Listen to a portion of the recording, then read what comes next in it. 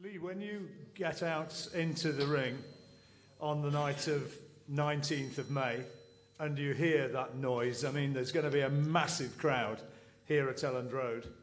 How are you going to cope with that? I'll cope fine. You know, I've been the away fighter many times before. I boxed on my first TV appearance was on one of Frank's shows when I was a big underdog and I knocked out the hot favourite Stephen Smith. I went to Belfast with a hostile crowd, throwing things at me, swearing at me, booing me, jeering me. But they were boxing fans. I put on a great display of boxing and they gave me a standing ovation on the way out. And whatever people might say tongue-in-cheek, you will be bringing plenty of fans up from Wales, won't you? No. No. I'll probably bring a coach or two, Lord. Taxi. I will just say this, you know, in the early days, I respected you, Lee, as a champion. I respected your accomplishments, and you might have had a bit more respect off the fans, but you must have bipolar or something. You must forget what you say, because many times you've said in interviews and you've disrespected the Leeds fans.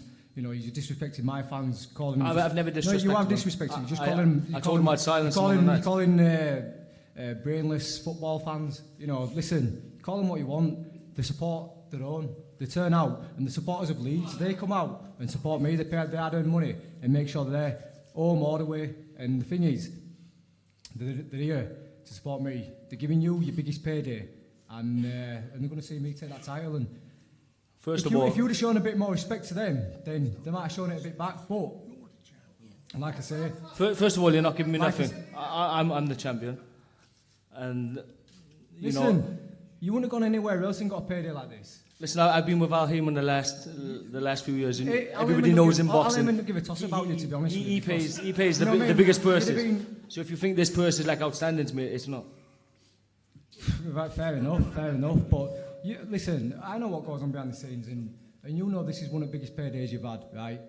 And I'm just a ticket seller, but you know, I will say, like, on behalf of the fans, you can't go around, you know, slating them, just calling them football fans. I'd rather have these behind me than anyone else in the world, than any other city or team down in the world. Because I know they're going to turn out in the numbers. First of all, I didn't call them brainless football fans. Yeah, I said you support... Twitter, I said they're football fans. I didn't call them brainless. I called them football fans. Right. I said I'll educate them on the night. I said I give you an educated boxing lesson. And like I show them the difference between football and boxing. You might have boxed in other places before. Yeah, you might have gone to Belfast and boxed like Sir Martin Lindsay. You might have gone over to Carthampton show. But this is different. You want experienced anything like this before. This is a different kind of... If you're banking on it, you're going to never think of... Listen, people in here, because of you slagging them off, they don't like you. And they're going to be hanging over the balcony. They're going to be hanging over the banisters. Josh, let me just say this. You keep talking about all the supporters. They ain't going to help. Let me just talk. Those supporters ain't going to help you on the night. They are. You'll be in there. It's one against one. We know that. All this about the supporters and about this. It's one against one. You know what it's like when you have to have a fight. It's one against one. And this is what it'll be. You won't be able to help him. Listen, you won't be able to help him either. You're not in the ring with him. It's me and him. And I don't need no help. Josh, Chris says that they won't be able to help you. You tell us, Josh, what it's going to be like for you. I asked him what it's going to be like for Lee when he goes out and feels a pretty hostile crowd. Listen, when you get out and you know that they're on your side, how much will that lift you? Listen, his team didn't want this press conference open to public. You know, that just goes to show something. You know, everything's going to be hostile, including, you know, the build-up, the weighing, the open workouts, and the fight itself. So, what does that tell you? Not a confident fight. I'd happily go down to Cardiff and stand in front of all these fans. It's not a problem. It don't bother me. The thing is, when he's walking out in the tunnel and everybody's leaning over, screaming and shouting, bathing for blood, and when he gets in the ring, and every time I land a punch and the crowd roars up, I don't know how he's going to react to that. He thinks he knows how it's going to go because he's done it many times before, but he's never stepped in foot in a place like this before. Leeds is different, and I've always said it's not a place and there's not a crowd like Leeds with a different breed.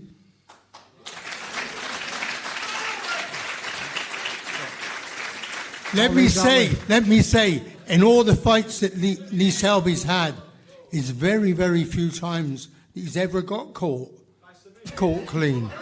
You know, so it will be interesting to see when he gets caught. Chris, flyweight Fernando Montiel giving me one of his hardest nights. Eric Hunter had him on his backside. And that fella who we boxed last time, that fucking Mexican taxi driver, he couldn't miss him. He went knackered after 7 rounds, he didn't even throw a jab and he couldn't miss him. So what do you mean he can't get hit? What fight are you watching, geez? Good matchmaking. Lee, you're the champion. You've had this will be your 5th defence. Yes. And you've heard what Josh thinks about your weaker performances. What do you think was your best performance? I've had a few good performances, but still the best is yet to come. There haven't been a night where I think I've performed to my best. You know, I have some days in the gym where I'm just like sparring, I'm untouchable. If I can bring that to fight night, May the 19th, it'll be a mismatch. Does his fitness, does his engine, you know, the high work rate, which you know he's going to bring, does that worry you at all? Not at all. We've seen me get pressured by many fighters. I've just outboxed them, outclassed them.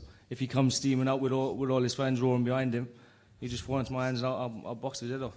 Because I mean, from my perspective, it seems, you know, sort of kind of vaguely neutral that Josh's real chance is to make you insist on you having to fight 3 minutes of every round. He's not going to let you take any part of any rounds coasting. The last time I can remember where I really had to dig in and have a fight was back in 2011 against Stephen Smith. That was the last time I really dug in and I had a bit of a terror, and we know what the result was there. Yes. Have you been in against anybody of this style? Anybody as awkward and unorthodox as Lee? I've always come through my fights, and whoever has been put in front of me many times. And Lee has said himself that there were times when I probably wouldn't have won the fights. I mean, you know, I've had 8-foot Japanese fellas, I've had angry little Spanish fellas in like Kiko Martinez. I've mixed in all these different styles. I've had the awkwardness of Samir Menemne. And listen, on fight night, you know, we've been working on this for a while now. You know, he said for a while I'm obsessed with him. I haven't been obsessed with him. I'm obsessed with winning that belt. I've been obsessed because with anything of having the fight with him, because he said that I'd never get that chance. I'd never get that opportunity again. You know, he used to tell me that it would knock me out. That's changed now. He's just going to box me head off. You know, other week I seen something on social media. If he were 11.5 stone and whatever he walks around it, he'd bang me out, but he can't bang at 9 stone. Well, we fight at 9 stone, don't we? So, you know, that's a load of bollocks. And I will say one thing, it's a good job we don't fight like just after the weigh-in, because normally after the weigh-in he looks like an Ethiopian. So, you know, it is a good job that we don't fight straight after that. You know, he talks about being this big banger and this and over. He was in the last fight, he was eating the Mexican clean. And the Mexican just stared and took it and kept on coming. So, you know, Lee's got his own idea about how the fight's going to play off. But like you said earlier, this is about timing. And since the first offer came about, the first fight, I've had 3 fights since then. I'm wiser. I've matured a little bit more. I'm getting stronger and fitter. And listen, it's going to be best Josh Warrington you'll see on the night. Lee, what does it mean to you over the last couple of years to have been able to walk around saying, yeah, I'm champion of the world? It's an indescribable feeling. It's the best feeling in the world. You know, from a young age, like 8 years of age, I was in the boxing gym and I had that dream of becoming world champion. No one believed in me except for myself. Even like my father, a big boxer, finally he didn't think I would win a world title. But I just stuck at it, kept working and working, kept my focus on what I wanted to achieve. And with the hard work and dedication and the right team behind me, I'm here. And I'm hoping to reign for a long time. Frank's talked about what might happen after this, and clearly Nonito Donaire or Carl Frampton in the summer is a very real possibility. Have you got any thoughts on that one? I think it's a great fight. Nonito Donaire is a little bit past his best, but he's a puncher, and a puncher is always dangerous in a fight. And they say that's the last thing to go in a fight. So obviously the smart money be on Carl Frampton, but anything can happen in boxing. If you come through this, would you go to Belfast? Of course, yeah. I've been there before. I boxed on the same card as Frampton when he won the European title. And, you know, it was a bit of a hostile crowd, but I performed to my best. And I'd be happy to go back there. And likewise you, Josh. First of all, just tell us what it would mean after all your years in boxing to finally hold that belt, to say, I'm a champion. Well, like I said earlier, John, this is destiny, and I feel like I've been here before, so I'm just enjoying it. I'm taking it all in. You this city deserves it. My fans deserve it. They've been supporting me for a long time, and they've been craving for a world title. So to lift that world title on the pitch, the home of the mighty white gods, will be an amazing feeling, and it's just start the next chapter. There's other big fights out there, and listen, obviously everyone wants to come and see me punch Lee in the face, but this could have sold out with anybody. It could have had Scott Quigg, could have had Carl Frampton here, and that is where I want to go after. In an ideal world, beat Lee. I don't mind going to Belfast, taking boys on a away day, and then we'll go smash Vegas and go over to America. But listen, one fight at a time, and let's get that world title on May 19th. Well, you'll have chances for head-to-head interviews, all the many television cameras here and all the reporters who've come up here today. Tickets, Frank, they're going to be available shortly, are they? There are. They'll all be available from Leeds United box office, and they'll obviously put the details out on that, when they can actually, how your fans get them and so forth, and obviously from the usual people like Josh and so forth. So those details will be put out in the next 24 hours. I get the impression, talking to you, I've known you for many years now, Frank, you're genuinely excited about this, being a huge event. I am, and I'm a big believer in home advantage. You asked any, as we're talking about football, you asked any club, do you want to play at home or do you want to play away? You want to play at home, you want to be in front of your own fans. And I think it's really important for any boxer, when they're fighting in front of their own fans, it gets more out of them. As much, they could be the greatest fighter in the world, but if you're fighting in front of your fans, you do not want to let them down. It pulls a bit more out of you, and that's what's going to happen on the night. And I think it's going to make all the difference. People are underestimating the bookmakers for sure are underestimating Josh, in my opinion. He's done everything that's been asked for him. He's not done it the easy way. He's done it the hard way, and he is where he is now. And he'll be out there on the 19th of May. And I know 100% you're not going to get anybody more committed than him in bringing a belt home for his fans. Right, well, we're going to be doing head-to-heads in a moment, and also all the pictures, but before then, and let's try and keep this relatively sensible, questions, please, from the floor. The guys are here. Shout up what you want to say. Go on, Nick. The journalist. Journalists, preferably. Right, guys. Lee, you said you're going to words we were educated boxing lesson. What does that involve? It involves like a beautiful boxing display, behind the jab, hit and miss. Does that mean it goes the distance? Same as his last fight. I'll probably break him down, round by round, and then stop him later on. That's my prediction. Same as his last fight. So you're predicting a stoppage? Yeah. Sound confident there, pal. Sound confident there.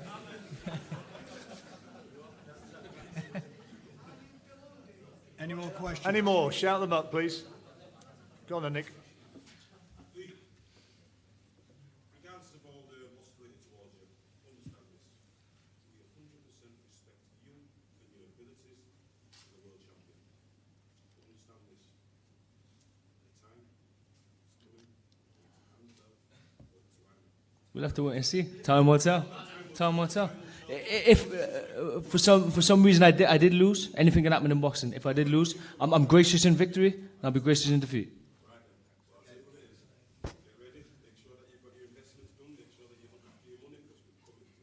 We'll see. It'll be him. There won't be no we. Yeah, There won't be okay. no we. It'll be him on his own. There. Yes. You've got till May now, so do you think you'd be able to grow a proper moustache? How can you talk with a face like that? There, dear. I'm surprised they let you in.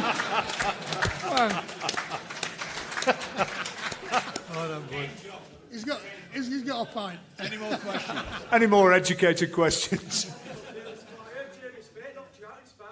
Well, let me tell you something. Jamie Spate was in his camp, sparring partner, actually boxed him. Yeah.